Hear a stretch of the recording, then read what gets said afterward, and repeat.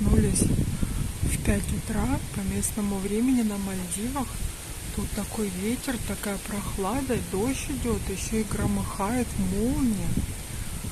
Это у нас впервые за всю эту неделю, но по прогнозам тоже был дождь. Вот посмотрим, что будет днем.